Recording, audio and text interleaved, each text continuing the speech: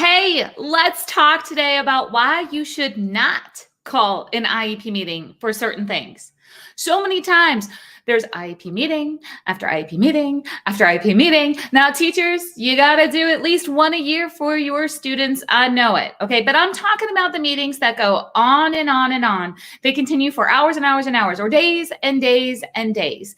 And there are things that we could be doing outside of a formal IEP meeting that would make IEP meetings so much better. So let me give you 3 things that you do not need to call an IEP meeting for.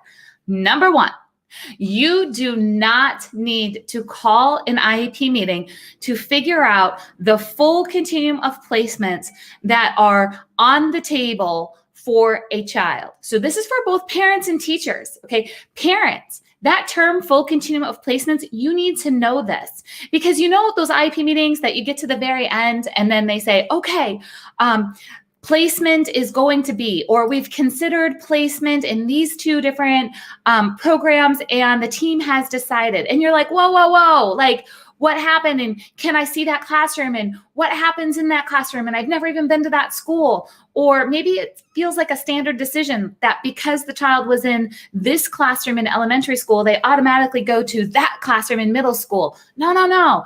You need to have the discussion prior to the IEP meeting of what's the full continuum of placements, meaning what's all the options that you can go see as a parent. And teachers, you need to know this too. Remember, I'm a former special education teacher, and I was making recommendations all the time for what program a child should go into based on the knowledge that my boss gave me. Not because I had seen the programs, not because I knew exactly what happened in the next program. It's because that's just what was done. It was a habit in our school that we just kind of knew where a child would go. You know, now that I'm a little older and wiser, I realize, no, I should have been asking, can I go see that classroom to see if that would be right for the student that I've had for the last 2 or 3 years? Parents, you don't know what's right if you don't know what's wrong. So maybe you're wondering why your child is not in classroom A and they're always recommended for classroom B. But have you ever seen classroom A? Maybe your neighbor's kiddo is in classroom A, but you don't know what's actually happening there. You might be stressing out because you're like, oh, my child always goes to classroom B, but I really want my child to go to classroom A, but you've never even seen it. It's just what you've heard. So you lose sleep, you have tears, you have stress over why can't you get to classroom A? You ask all the time. You need to go see classroom A, because you might see classroom A and go, oh, that's why they always say no to classroom A, because it doesn't make sense for my child. Sounds good from what other people have told me, but I see what they're saying. So that full continuum of placements discussion needs to be happening before the IEP meeting. Don't call an IEP meeting to say, okay, I want to know all the placements available. Don't do that. And don't wait till the typical IEP meeting until the end to go, I don't know what that is. Okay? Get that information ahead of time. The second thing that you do not need an IEP meeting for is to say, I need more data. So many times I have experienced a kind of jump in the middle of a case, okay? So for those of you that don't know, for the last 25 years, I've been working for parents and teachers, school districts. People bring me in and say, hey, can you fix this situation? Can you help us write a better IEP? Can you help us troubleshoot? Can you help us figure this out? So what do I need? I need data. Right? I need data to figure out what's going on, where are we at, what's happening next. When I look at the case history, so many times there's been meeting after meeting after meeting because they're having meetings, formal IEP meetings with everybody at the table, including the gen ed teacher, the PE teacher, the nurse, the psychologist, everybody's there. And they're like, okay, so we've decided that we need to collect more data. Stop it. Stop sitting at the table deciding that you need more data. You can do that in a formal process through written communication, or you can have conversations and then recap it in written communication. But you need to get on the same page about data and what needs to be collected before you get to that table, because you need data to make super smart decisions, but you don't need an IEP meeting to decide on the data that you need to have an IEP meeting. Stop it. Okay. Third thing that you do not need an IEP meeting for. At some point, if this hasn't happened already to you, as a parent or a teacher, it will. Somebody calls an IEP meeting And it's because they want to discuss the supports, accommodations, modifications, things like visual schedules, worksheets being modified, how many prompts are being given, is extended time on tests. Okay, all those things that happen, all the little things that happen that make an IEP work. So your accommodations and modifications. So many times there's an IEP meeting to say, let's talk about the accommodations and modification and what's being done. And then at the end of that meeting, everybody just goes through the list and they decide, is this being done? Is that being done? How could this be done different? Okay, they have all of this. And at the very end of the meeting, they say, okay, maybe based on the information we have, we should do some of these things different. Okay, you guys, we just spent an hour talking about things that we could have listed out in an email. So let's make sure that if you are concerned about a child's accommodations, modifications, their supports, how they're being implemented, what's going on, that we're communicating about what is happening and about what is not happening before we all go sit down at the table, because then we can all have equal information, come to the table and make awesome decisions about what could happen next. So let's just say that the child is continuing to have an extensive amount of homework and is always melting down at home.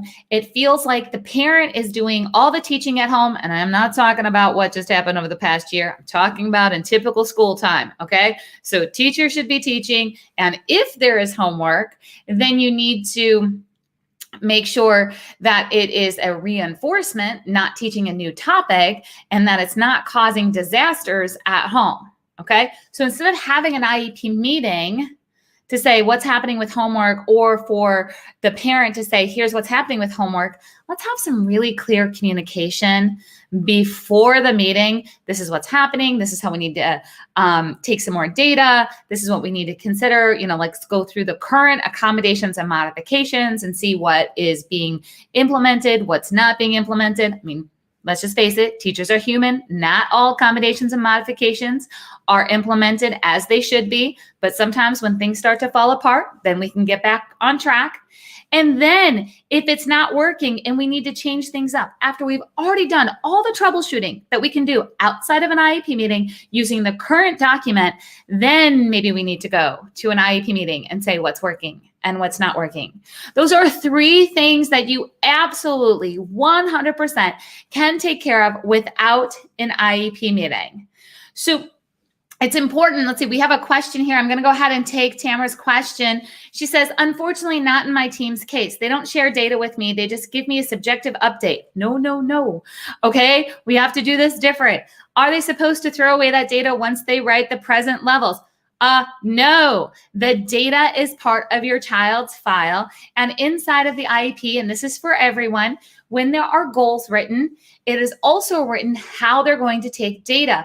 You absolutely should be getting the data at minimum on the same schedule as the report cards for the students who are in general education.